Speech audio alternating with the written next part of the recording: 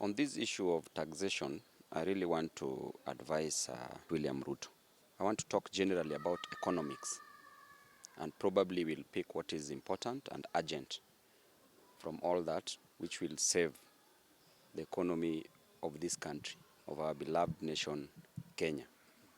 If you look at Adam Smith, in his book, In the Wealth of Nations, Adam Smith stated clearly that it is not from the benevolence of the chef, the brewer, nor the butcher that we get to eat our dinner, but by their interest attached to it. So you see, the idea of taxation, it is not coming in good faith. And in economics, there are three schools of thought in economics: the classical school of thought, the Austrian school of thought, and the Keynesian school of thought from the great man called John Maynard Keynes. The classical school of thought is so clear that the wealth of a nation is calculated based on its national income, on the basis of the national income. And the national income is based on the work of its inhabitants. And the president is largely using the classical school of thought together with the Austrian school of thought.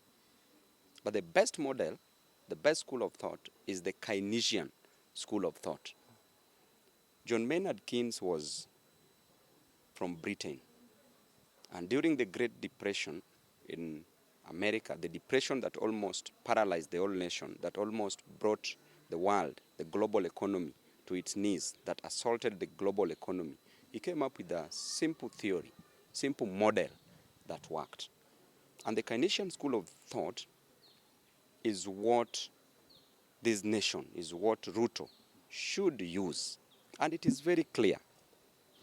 It states that during an economic downturn like what we are having now, during a recession, during assault of the economy, the government, in its wisdom, must ensure that tax is reduced, tax is cut down, and the government injects money into the economy, into the system, so that the bottom-up economy they were talking about, the person on the ground gets more money in their pockets, creates high demand, spends more. With spending more, high demand is created.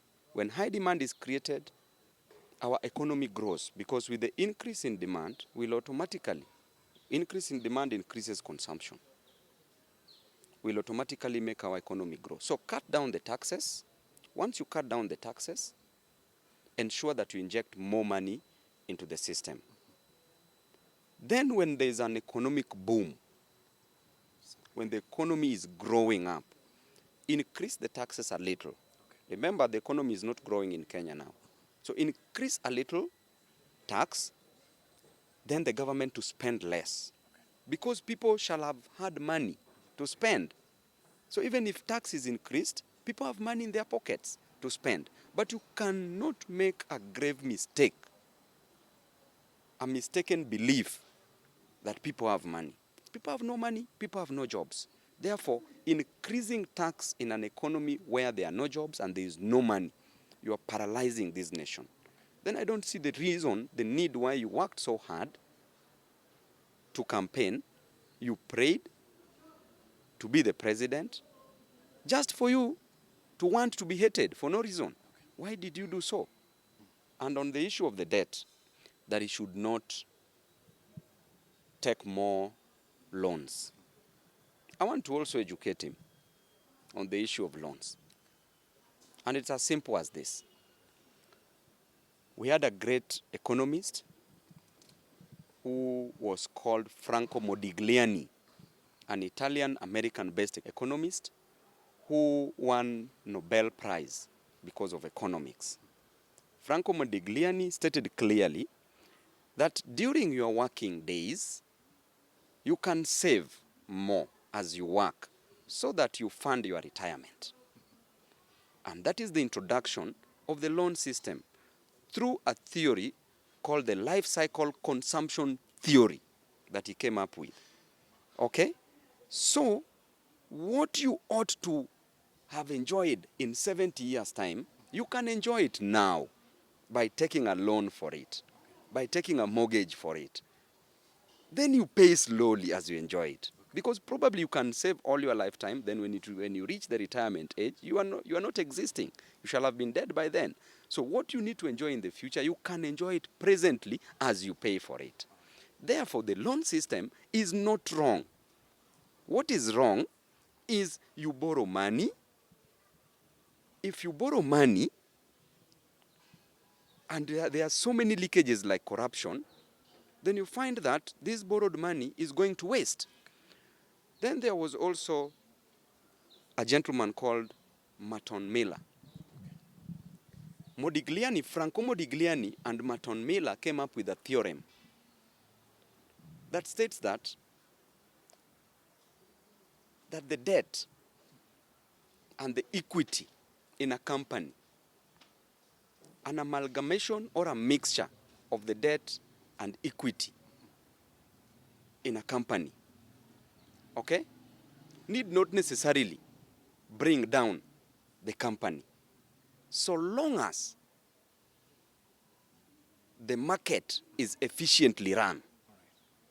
But you see, our company in Kenya that Gachagua is referring to is not efficiently run. Therefore, we will go down whether we like it or not. You know, this is a model that was being used by Lee Kuan Yew in Singapore. When Singapore was growing, developing, he decided to introduce the idea of the housing, and I think Ruto has borrowed it from Singapore. But you see, the application is wrong. You can borrow something and you apply it wrongly. What I think the government is doing now, or what they want to do, is to introduce that tax. After introduction of that tax, they want to raise money so that they spend it now and create a problem in the next 15, 20 years. Because remember, the government, they are claiming they don't have money. So they want to raise money. After having that money, they spend it. But what are they creating? A problem in the next 15, 20 years. So this problem that is being created now will find Ruto not in power. But he shall have created a big problem. So let him go back and read about Lee Kuan Yew of Singapore on how he managed the idea of the housing to its citizens and the taxation of the same.